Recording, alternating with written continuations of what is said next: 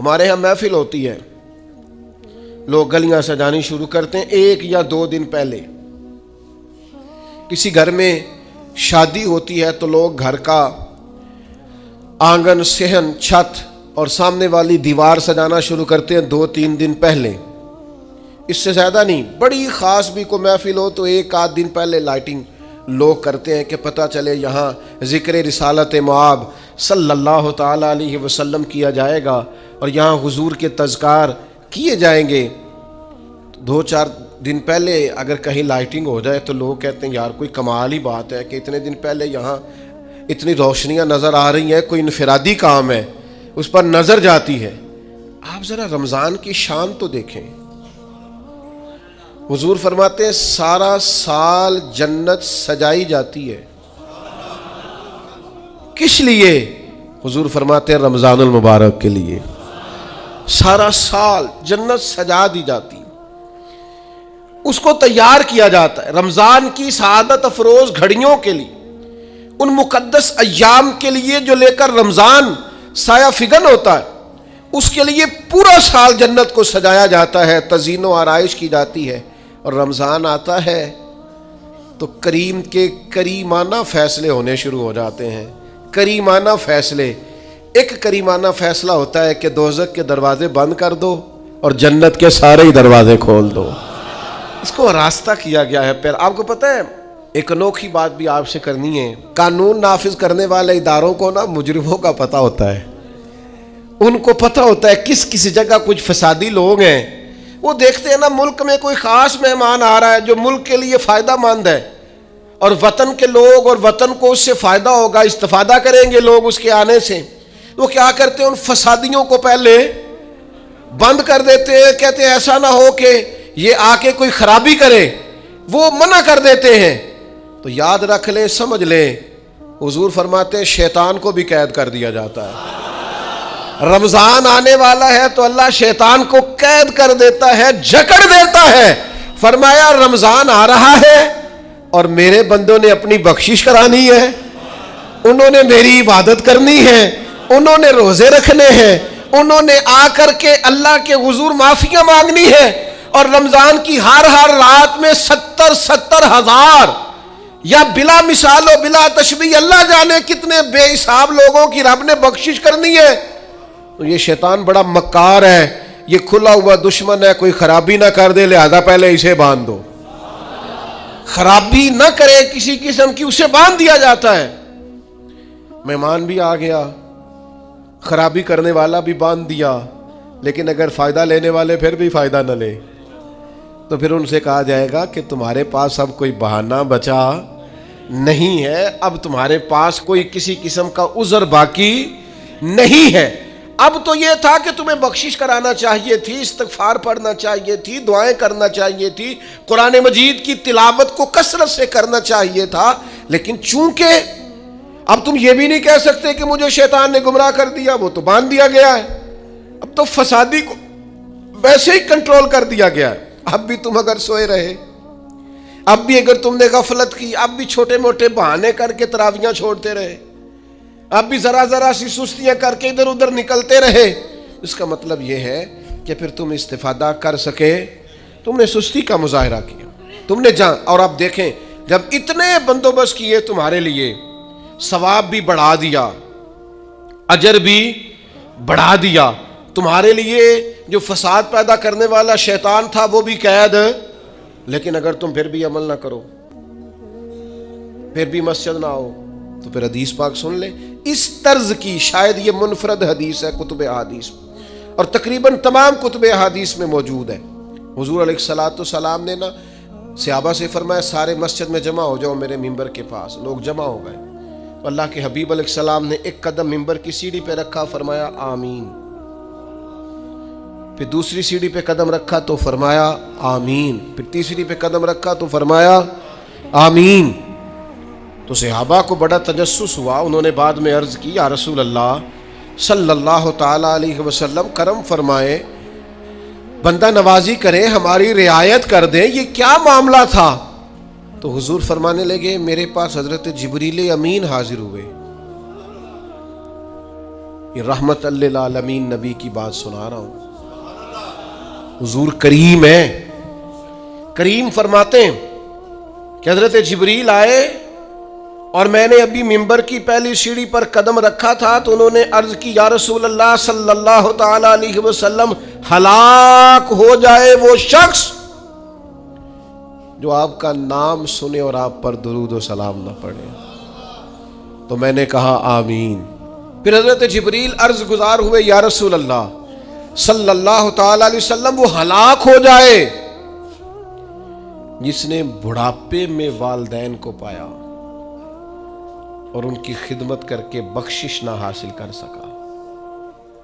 میں نے کہا آمین.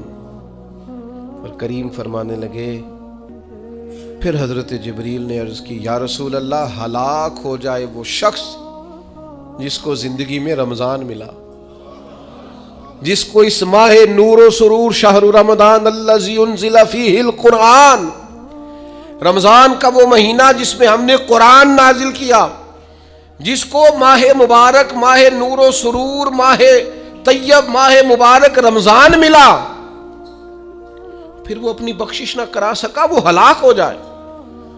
تو حضور فرماتے میں نے بھی کہا آمین. اللہ تعالی ہم سب کو محفوظ فرمائے.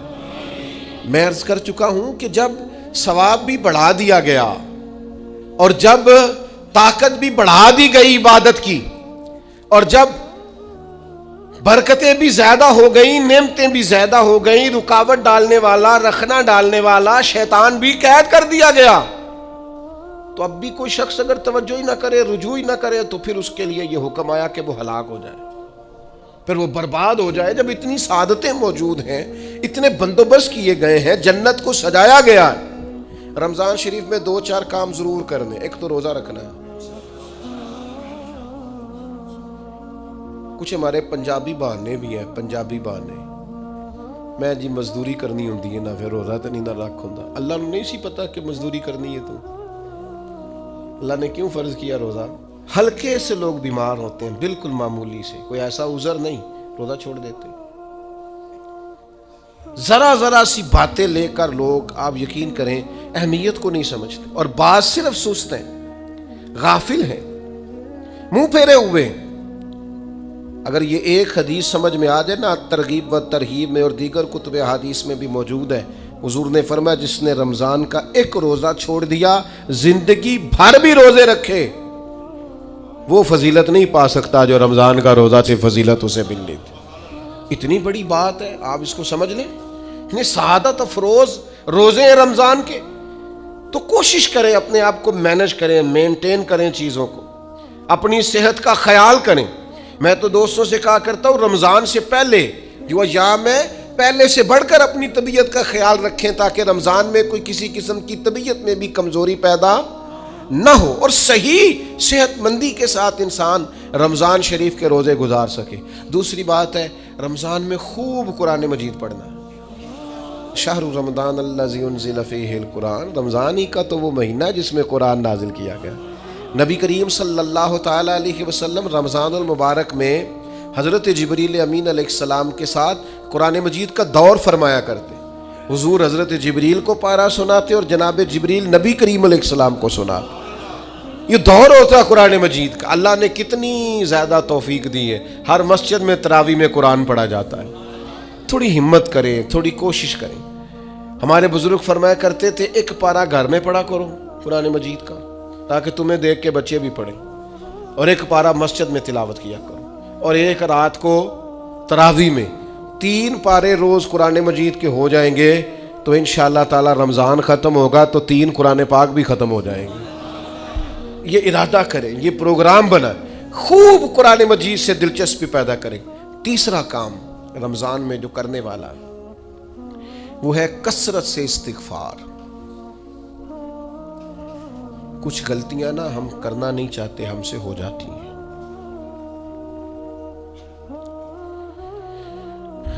کچھ غلطیاں ایسی ہیں جو ہم بڑی بڑی کر چکے ہیں, لیکن ہمیں یاد ہی نہیں, بھول گئے.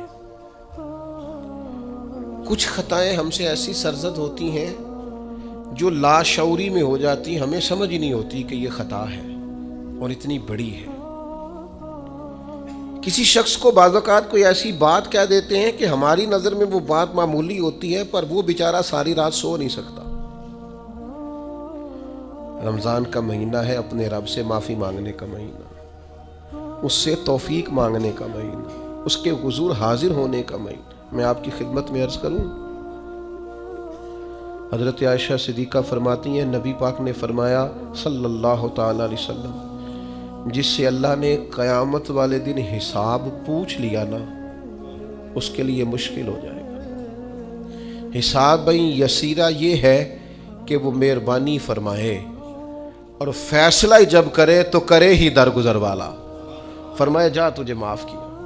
رمضان کا خاص مہینہ ہے، سحری میں بھی دعا قبول ہوتی ہے، افطار میں بھی دعا قبول ہوتی ہے، صبح سے لے کے افطاری تک بندہ ہر وقت عبادت میں ہوتا ہے۔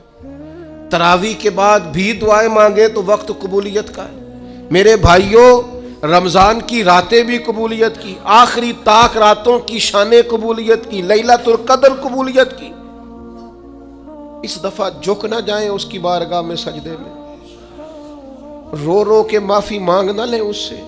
ہم برے نہیں ہیں، چاہتے نہیں ہیں، پر ہمارے وجود سے کچھ غلطیاں ہو جاتی ہیں، ہمارے سینوں میں کچھ پچھتاوے ہیں،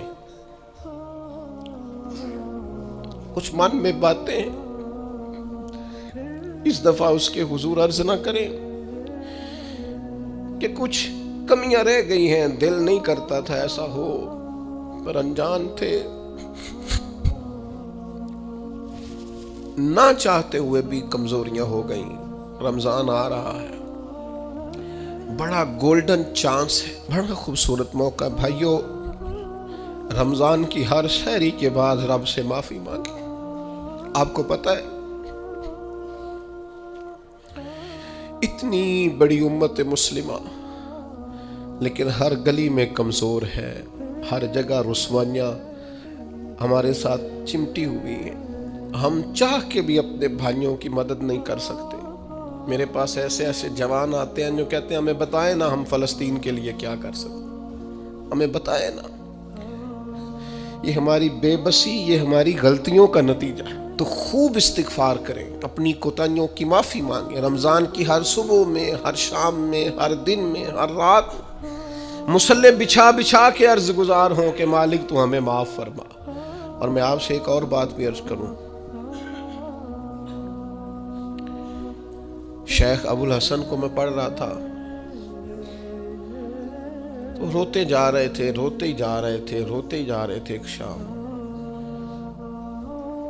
ان کے کچھ لوگوں نے ان سے کہا کہ حضور اس قدر زیادہ آہوزاری، تو فرمانے لگے میری بس اتنی خواہش ہے کہ جب میں اپنے رب سے ملوں نا تو میرا رب مجھے ناراض نہ ملے۔ تو میں ہر وقت اس لیے تڑپتا ہوں کہ میرے اندر جو کوتاہیاں مجھ سے ہو گئی ہیں، میرا مالک وہ مجھے معاف کر دے۔ ہم نے کوشش کی ہے زندگی میں ماں باپ کی خدمت کرنے کی، لیکن نہیں، ہم سے ان کے حق ادا نہیں ہو سکے۔ کوشش کی ہے بہن بھائیوں پر توجہ دینے کی، لیکن حق ادا نہیں ہو سکے۔ چاہیے تھا اولاد کی تربیت بڑی شاندار کرتے، لیکن سہولتیں کچھ زیادہ دے بیٹھے، لاڈ پیار کچھ زیادہ کر سکے، ان کی تربیت کا بھی صحیح حق ادا۔ اللہ نے عزتیں زیادہ دی تھی، جواب میں ہماری خدمتیں تھوڑی ہیں۔ ہم اپنے رب کی بارگاہ کی حاضریوں کے بھی حق ادا نہیں کر سکے۔ اس نے ہمیں نوازا زیادہ ہے، ہمارا شکر کم ہے۔ ہم اس کا حق ادا کرنے کا کام یہ ہے میرے بھائیوں کہ رمضان میں خوب استغفار کریں۔ ہم سے جو کمیاں رہ گئی ہیں اس پورے ماہ مبارک میں، اپنے مالک سے عرض کریں کہ مالک اس ماہ مبارک میں جنہیں تو معاف کرنے والا ہے ان میں ہمارے بھی نام شامل فرما، ہمارے بھی نام شامل فرما۔ اور بھی عرض کرنی ہے، ان کے لیے بھی دعائیں کرنی ہے رمضان میں جو ہم سے بچھڑ گئے، جو مٹی تلے جا کے آرام فرما ہو گئے۔ یہ رمضان المبارک چونکہ بخشش مانگنے کا مہینہ ہے، اللہ کے حضور معافی مانگے ان کے لیے بھی، ہمارے اپنوں کے لیے، ماں باپ کے لیے، عزیز و اقربا کے لیے، کہ اللہ کریم ان کی قبروں کو بھی ٹھنڈا کرے، ان کے حال پہ بھی رحمت کی نظر کرے، ان کے لیے بھی مالک آسانیاں کرے۔ خوب دعائیں مانگیں رمضان میں، خوب دعا۔ اور جو محتاج ہیں، جو تنگ دست ہیں، جو غریب ہیں، جن کو زمانہ گزر گیا ہے، دوستوں کو، احباب کو، مخیر حضرات کو متوجہ کرتے ہوئے وہ بھی تھوڑی توجہ کریں۔ اس سال رمضان کے ماہ مبارک میں دنیا داروں کو چھوڑ کے رب کی طرف متوجہ نہ ہو، اس کریم کی بارگاہ میں اپنی ساری تکلیفیں بیان نہ کرے۔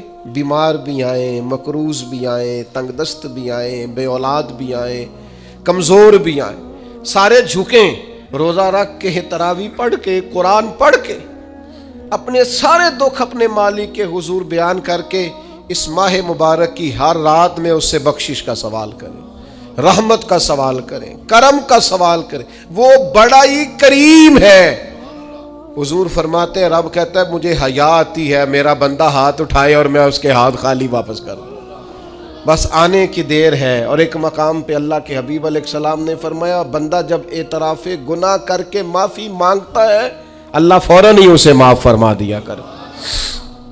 چوتھا کام جو اس ماہ مبارک میں بہت زیادہ کرنا ہے وہ یہ ہے کہ حضور نے فرمایا یہ صبر کا مہینہ ہے، صبر بہت کرنا ہے۔ ایک تو صبر ہوتا ہے نا مصیبت پہ صبر، ایک خواہشات پر بھی صبر ہوتا ہے کہ خواہشیں پیدا ہو رہی ہیں پر صبر کرنا ہے اللہ کی رضا کے لیے، یہ بھی صبر ہے۔ نیکی پر استقامت کے لیے بھی صبر کی ضرورت ہوتی ہے، گناہ چھوڑنے کے لیے بھی صبر کی ضرورت ہوتی ہے۔ آپ کے پاس مواقع موجود ہیں معاذ اللہ برائی کے، لیکن اگر آپ صبر کرتے ہیں اللہ کی رضا پہ راضی رہتے ہیں تو یہ بھی صبر ہے۔ نبی پاک علیہ السلام نے روزہ دار کو صبر کرنے کا کہا، فرمایا ایک تو تم نے کوئی بیہودہ بات نہیں کرنی، کوئی گالم گلوچ نہیں کرنی، اور اگر کوئی تم سے لڑائی جھگڑا کرے، کوئی بیہودہ بات کرے تو تم نے کیا کہنا ہے، انی صائم مرتین، تم نے 2 مرتبہ کہنا ہے بھائی میں تو روزہ دار ہوں۔ کوئی جھگڑا کرنا چاہے، لڑائی کرنا چاہے، برا بھلا کہے، کوئی الجھانا چاہے تو کہنا انی صائم، میں روزہ دار ہوں۔ یہ وظیفہ یاد کریں گے؟ کیا کہنا ہے؟ یہ وظیفہ ہے پورے رمضان کا، یہ بخاری میں حضور نے بتایا ہے۔ کوئی جھگڑا کرے گھر کے باہر بھی اور گھر کے اندر بھی، کوئی جھگڑا کرنے لگے، جھگڑا ہونے لگے تو کہنا انی صائم، میں، اور ایک دفعہ نہیں کہنا، مرتین، حضور نے فرمایا 2 دفعہ کہنا، میں روزہ دار ہوں، میں کوئی جھگڑا نہیں کروں گا، کوئی فساد نہیں کروں گا، کسی بیہودہ بات کا جواب نہیں دوں گا۔ کیوں؟ اس لیے کہ میری ایک شان ہے، میں روزہ دار ہوں، میں اس وقت ایک منصب پر فائز ہوں، میں روزہ دار ہوں۔ یہ وظیفہ پکانا ہے ہر بیہودہ بات سے، ہر جگہ۔ اور حضور علیہ السلام نے فرمایا، یہ بھی بخاری میں موجود ہے، فرمایا جس نے جھوٹ بولنا اور اس پر عمل کرنا نہیں چھوڑا، اللہ کو اس کے بھوکا پیاسا رہنے کی کوئی حاجت نہیں ہے۔ جھوٹ ہی نہیں چھوڑا اس نے، ابھی بھی جھوٹ بول رہا ہے، روزہ رکھ کے بھی جھوٹ پر عمل کر رہا ہے، اللہ تعالیٰ کو اس کے بھوکا پیاسا رہنے کی کوئی حاجت نہیں ہے۔ تو روزہ رکھنا ہے، پھر اس کی تھوڑی سی حفاظت بھی کرنی۔ پھر آگے چلیے، 5ویں گزارش، نبی پاک نے فرمایا رمضان غم خاری کا مہینہ ہے۔ آپ کو پتہ ہے جو بندہ روزہ نہ رکھ سکے کسی خاص مجبوری کی وجہ سے، بیماری کی وجہ سے، کسی عذر کی وجہ سے، تو قرآن مجید نے کیا کہا؟ وہ ایک مسکین کو کھانا کھلائے۔ روزے کا فدیہ یہ ہے کہ پھر وہ کیا کرے، روزہ نہیں رکھ سکتا تو مسکین کی خدمت کرے۔ شرعی حکم یہ ہے کہ کسی نے اگر روزہ توڑ دیا رمضان کا تو 60 روزے رکھے کفارے میں، 60 نہیں رکھ سکتا تو پھر 60 مسکینوں کو کھانا کھلائے۔ تو بار بار روزے میں مسکین کا ذکر آ رہا ہے۔ نبی کریم صلی اللہ تعالی علیہ وسلم نے ارشاد فرمایا، جس شخص نے کسی روزہ دار کو افطاری کرائی تو اللہ تبارک و تعالی افطاری کرانے والے کی بخشش بھی فرما دے گا، اور فرمایا جتنا اجر روزہ رکھنے والے کو ملے گا اتنا ہی اجر اللہ افطار کرانے والے کو بھی عطا فرمائے گا۔